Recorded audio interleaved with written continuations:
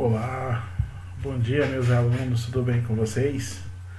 Aqui mais uma vez, uma aula de Química hoje, do nosso assunto. Hoje, galera, nós vamos ter aqui um breve assunto, bem rápido, e depois vamos continuar com a correção de alguns exercícios da apostila e de alguns exercícios que forem PDF, certo? Espero que vocês compreendam. E qualquer dúvida depois vocês podem perguntar. Na aula, vou pegar minha canetinha aqui, a velha canetinha, não é isso? Gente, na aula de hoje vamos falar um pouquinho da tabela periódica. Vamos observar que a tabela periódica surgiu com o quê? Com a necessidade de organizar os elementos químicos já conhecidos. Vamos observar que em 1869, esse rapazinho aqui, chamado de Dmitri Ivanovich Mendeleev, passou a organizar os elementos em fichas, não é isso? Até aí tinha 60 ou 63 elementos conhecidos. Então ele começou a organizar como se organiza um baralho. Pegou as cartas e foi organizando, uma carta ali, outra aqui. E nisso ele começou a observar que existia algo comum nesses elementos. Ele observou que as propriedades se repetiam de forma periódica. Se eles se repetiam de forma periódica, então ele pegou e disse o nome. Daí é que vem a ideia, tabela periódica. A partir do que? Do momento em que ele viu que os elementos tinham propriedades que se repetiam. Observe que esse mesmo rapaz, ele começou a observar que, além dos 63 elementos existentes, ele começou a prever a existência ou a descoberta de outros elementos essenciais da química. Então, como ele chegou a essa conclusão? Ele verificou que a massa atômica desses elementos, elas eram o quê? Semelhantes. Ele achava que as massas, ele descobriu que as massas eram semelhantes. Então ele observou também que esses elementos tinham o quê? Em ordem crescente. Então, se era em ordem crescente, ele colocou todos em uma mesma coluna. Então aqui temos a foto do rapaz aí, o russo Dmitri Ivanovich Mendeleev. Só que em 1914, Henry Moseley, inglês, britânico na verdade, não é isso? Ele começou a verificar que a propriedade se dava no número atômico, não na quantidade de massa atômica, mas sim do número atômico. E ele observou que o número atômico, ele era o que? Crescente. Sabemos que o número atômico é o que? É o Z. Nós temos um elemento qualquer, nós temos a massa, nós temos o que? O número atômico. O número atômico no elemento estável é a quantidade de prótons, a quantidade de elétrons. A massa representa-se por A. Então, Moseley fez essa descoberta. Então, a partir daí, ele verificou se o número atômico está em ordem crescente. Isso quer dizer que a tabela poderia passar a ter uma outra organização, um outro modelo. E aqui nós temos o modelo atual, que é a UIPAC. Em 1980 adotou como a tabela periódica para os elementos. Observe que hoje nós temos 118 elementos conhecidos. Vamos dizer 118.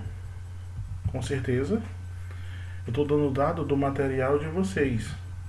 Só que podemos dizer que já tem 122 ou até mais elementos conhecidos, pois existem os elementos que são chamados de elementos sintéticos.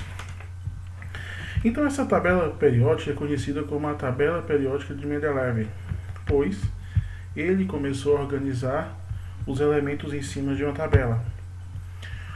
O que é essencial na aula de hoje? Nós vamos falar dos períodos. O que são os períodos? Os períodos é cada linha dessa. Cada linha é chamada de período. Eu tenho o primeiro, o segundo, o terceiro, o quarto, o quinto e sexto período. algo em comum até agora, vocês viram? Sim, as camadas dos níveis de energia. Nós temos a camada K, L, M, N, O, P e Q.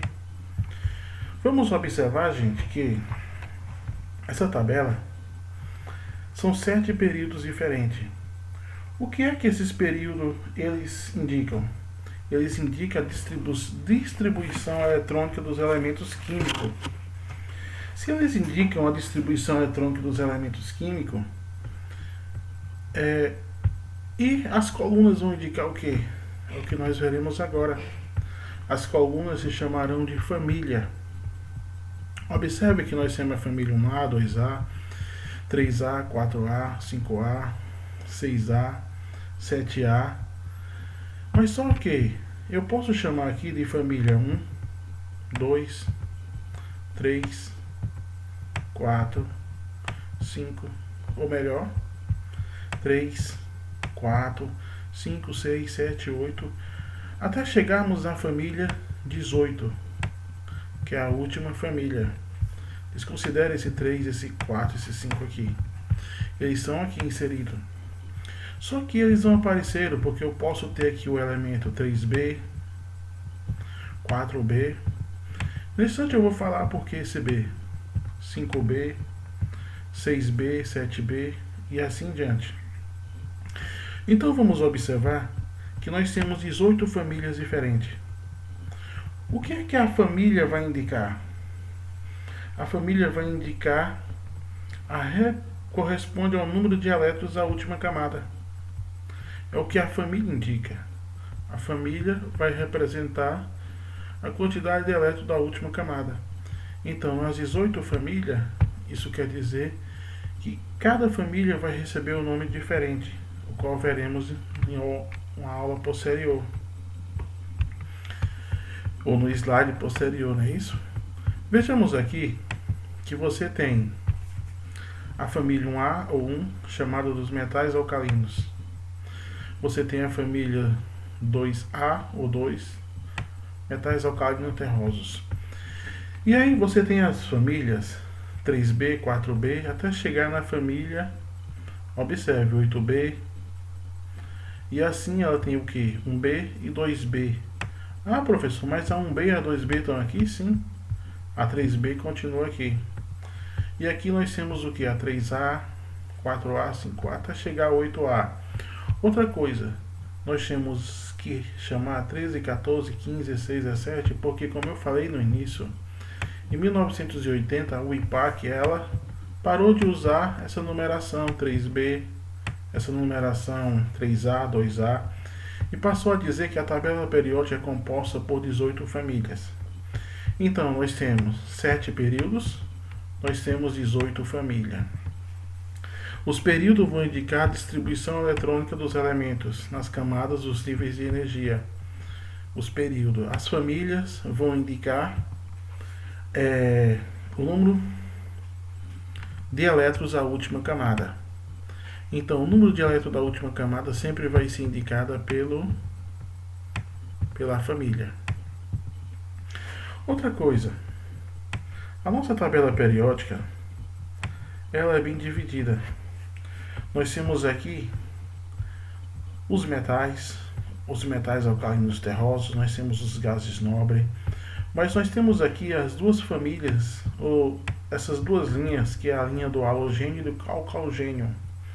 Esses elementos eles estão inseridos também na tabela periódica, só que veremos na tabela que quando chega no elemento aqui, ela dá um salto dos números, e esses números estão inseridos aonde? Nessas famílias que estão fora. Nós não vamos falar dela hoje ainda, certo? Observe que eu falei no início que os elementos que estavam aqui dentro,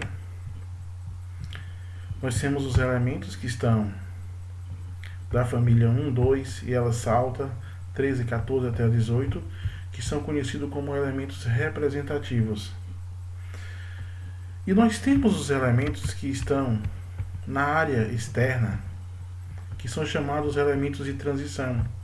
Podemos ter os elementos de transição externa e vamos ter os elementos de transição interna, que é a família dos halogênios e dos calcalgênios, que veremos depois.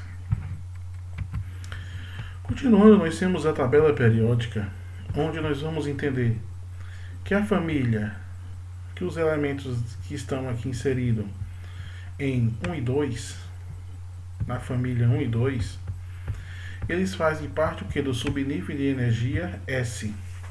Isso quer dizer que o seu subnível mais energético vai ser o S. Não importa se é S1, S2, mas o que importa é que o seu subnível mais energético é o S. Igualmente, o que ocorre nesses elementos representativos que estão aqui de verde, que nós temos que entender que o seu subnível mais energético sempre vai ser o P. Nós temos aqui também os elementos que são externos e internos, não é isso? Que são os elementos representativos, ou melhor, que são os elementos de transição, que todos que estão inseridos aqui, eles vão ter o seu subnível mais energético, o subnível D. E os elementos que estão aqui fora, que são os internos, eles terão o que? O seu subnível de energia mais energético, F. Então, S e o P para os elementos que são de transição, que são representativos, e nós temos o D e o F para os elementos que são internos e externos, que são os elementos de transição. Outra coisa, voltando um pouquinho, que como é que os elementos são representados na tabela periódica? Eles são representados na linha. Eu tenho aqui o hidrogênio, que é o elemento número 1. Eu tenho o gás hélio, que é o elemento 2. E aí minha tabela volta para cá. Eu tenho 3, 4, 5, 6, 7, 8, 9, 10. Lembrando, que número é esse? É o número atômico. O número atômico é o que vai indicar a posição do elemento. E assim, sempre quando terminarmos uma linha, voltamos para o início. E fazemos o que? Contamos. E assim, continuamos até o final da nossa tabela periódica. Outra coisa é que o elemento hidrogênio, por mais que você diz, mas ele está na família dos metais alcalinos, ele é um elemento, está na família 1A, está na coluna e na linha 1A, mas só que ele nem tem família. Entenda uma coisa, ele é um elemento que não tem família, nem tem período. Isso quer dizer que é um elemento que tem que ser adotado. Se não tem família, se não tem período, então a hashtag para vocês, adote o hidrogênio aí. Adote o hidrogênio porque ele é o único elemento da tabela periódica que não possui família nem período, por mais que ele seja o primeiro elemento, certo? Continuando a contagem e lembrando, famílias na vertical, período na horizontal. Os períodos é o que vai indicar a posição do elemento. O período é o que vai indicar a sua distribuição eletrônica. E a família vai indicar o subnível mais energético do elemento. Lembrando que o elemento que está em uma mesma família é porque eles são elementos que têm alguma característica semelhante. Por exemplo, na família 18, todos os elementos são gases nobres. Todos os elementos são gases. Ok? Falando em tabela periódica, é só isso. Eu tenho a correção do exercício. Observe que na apostila de vocês temos as últimas seis questões que estão lá no final dela. Nós vamos fazer uma resolução com essas 6 questões. E posteriormente, aqui na mesma aula de hoje, teremos ainda a correção da primeira uma atividade que foi no dia 14 de abril. Diz assim, na química temos alguns conceitos básicos. Esses conceitos são substâncias e misturas, átomos e moléculas, coisa e matéria, matéria, corpo e objeto. Observem que na química, os conceitos básicos eles estão inseridos o quê? Em matéria, corpo, objeto. Tudo é uma matéria. A matéria vai se transformar em um corpo e posteriormente se transformará em um objeto. Você pega o que? O petróleo, por exemplo, seria a matéria. Essa matéria ela vai se transformar o que? Em diversos corpos. Como assim? o plástico, o querosene, o diesel. E por último, nós podemos ter o objeto, uma carteira, por exemplo, de uma escola, um copo de plástico. Qual a matéria essencial? Se é plástico, é extraído do petróleo. A2. As partículas fundamentais de um átomo são... Aí é fácil, não é isso? No núcleo nós temos os prótons positivos, nós temos os nêutrons, onde não possui carga, e na eletrosfera nós temos os elétrons com cargas negativas, não é isso? Então, nós temos os prótons, os nêutrons e os elétrons. Assinale a alternativa falsa. No núcleo dos átomos encontramos prótons e elétrons? Não. Observe que nos núcleos do átomo, como eu falei na questão 2, nós vamos encontrar prótons e nêutrons. Isso, nós vamos voltar lá naquela parte da uso que os modelos atômicos, não é isso? Temos Dalton, Thomson, Rutherford e Bohr. Não é isso? Rutherford, Bohr. Então a resposta é a letra A, que é a única que é falsa. Porque os elétrons eles estão inseridos na eletrosfera. É só você lembrar do sistema planetário de Rutherford. Os elétrons são localizados na eletrosfera? Sim. O núcleo é a região central do átomo? Sim. Prótons e elétrons possuem cargas elétricas opostas? Sim. Os opostos, eles fazem o que? Se atraem. É isso? Cargas iguais se repelem. Por isso que no núcleo nós temos cargas positivas e na eletrosfera cargas negativas. E aí vai ver o que? Sempre deslocamentos nos níveis e subníveis de energia da eletrosfera. Questão 4. É correto afirmar sobre uma partícula fundamental do átomo de carga elétrica positiva que... Gente, cargas positivas chama-se elétron, nêutron? Não. Chama-se prótons. A carga do nêutron ela é desprezada, é desprezível. Carga negativa seria elétron, então a resposta é os prótons. Aqui seria 5, viu? Só que eu usei a sequência como está na apostila. Uma gota da substância pura água pode ser dividida sem perder suas propriedades específicas até ficar reduzida a uma molécula. Sabemos que a água é H2O. Nós temos duas moléculas de hidrogênio, que é o elemento que eu quero que vocês adotem, e nós temos uma molécula de oxigênio. Se você reduzir essa partícula de água, essa substância, ela vai se reduzir o que? A uma molécula, no máximo duas moléculas.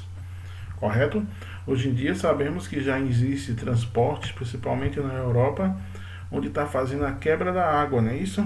Na quebra da água, utiliza-se o hidrogênio para combustível e libera o oxigênio para o meio ambiente.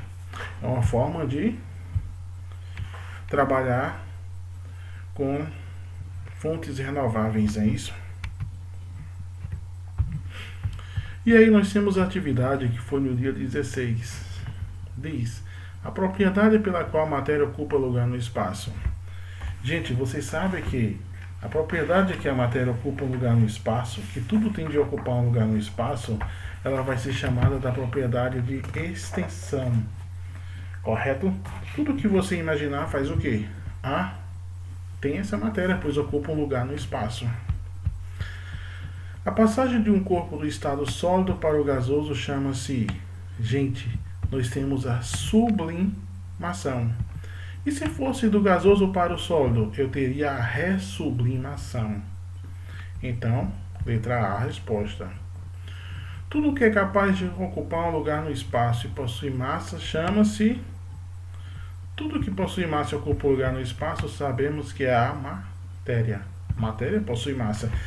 Professor, isso quer dizer que o oxigênio que nós estamos respirando aqui, ele ocupa um lugar no espaço? Sim, mas eu não estou vendo. Mas ele tem massa? Tem. Tem o peso do oxigênio, tem o peso do hidrogênio, tem o peso do gás carbônico. Tudo possui o quê? O que nós vimos anteriormente, conhecido como massa atômica. Então, a resposta é a matéria. A propriedade relativa a cada grupo de substância denominado propriedade geral ou específica? Específica, não é isso como resposta? Nós temos as propriedades gerais e temos propriedades específicas. Nesse caso, é a específica. A substância da água em contato com outra superfície muito quente vaporiza-se, ou vaporização. E assim, a porção superior de água ainda líquida flutua sobre o colchão de vapor de água. Esse fenômeno denomina-se calefação ou vaporização e assim em diante. O fenômeno que ocorre quando a superfície da água em contato com outra superfície muito quente vaporiza-se é chamado, é uma questão simples, é isso, gente, é a vaporização. A resposta já está inserida na própria questão. Evaporação, calefação, ebulição são processos de tudo isso, passagem do líquido ao de vapor. São fundamentais para se determinar a pureza de uma substância as temperaturas de mudança de fase. Que fases são? Sólido, líquido, gasoso e o plasma. Só que, nesse caso, a mudança dessas três anteriores. Impenetrabilidade e solubilidade constituem respectivamente para a matéria o que? Impenetrabilidade, propriedade geral. Solubilidade, propriedade específica. Qual das propriedades física baixa e específica da matéria? A cor, a massa, o volume? Não. O ponto de fusão. Aqui é se nós tivéssemos propriedades como organolépticas, mas nós não temos, não é isso? Quais propriedades a seguir são as mais indicadas para verificar se é pura uma certa amostra sólida de uma substância conhecida? Ponto de fusão e densidade. E a última, uma importante contribuição do modelo de Rutherford foi considerar o átomo constituído de um núcleo muito pequeno com cargas positivas, correto? Cercado por elétrons na eletrosfera, já falamos em uma questão anterior, com cargas negativas. Meu povo, por hoje é só. Próxima aula teremos apenas correção e mais revisão. Na plataforma tem algumas questões de revisão para vocês desse conteúdo. Eu não passei questões ainda do conteúdo que foi falado hoje, mas sim passei questões para revisão. Questões que envolvem o que? Propriedades gerais, propriedade específica, as passagens do estado físico da matéria. Por enquanto isso. Tchau, tchau. Fiquem com Deus. Até a próxima.